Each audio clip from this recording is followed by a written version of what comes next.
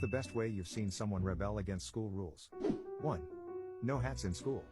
In high school junior year, there was this one kid in my grade that was allowed to, due to him having alopecia universalis, which is basically having rapid baldness. A new teacher wasn't aware that he was allowed to and asked him to take it off.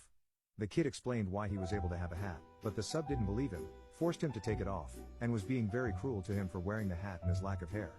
The next day, everyone wore hats to school as a sort of rebellion against the teacher. She got really mad and started yelling at the students and said some nasty things. She got fired.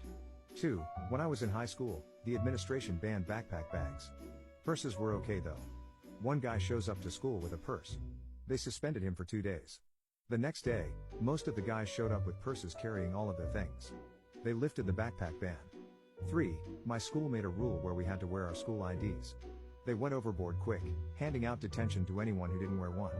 One kid had his ID enlarged, and put on a shirt.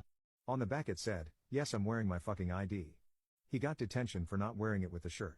4. I was at a private school that had rules about the length of boys' hair. One guy in particular always ignored the rule and the administration would tell him to get a haircut every so often, but he never did. Eventually when his hair got about down to his shoulders, the principal pulled him aside and told him his hair was twice the allowed length and by next week it needed to be shortened by half.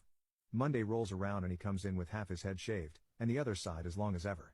We were impressed by literal interpretation of the principal's request, but it still ended up with him getting a suspension for a week and he had to shave the other side before he could come back.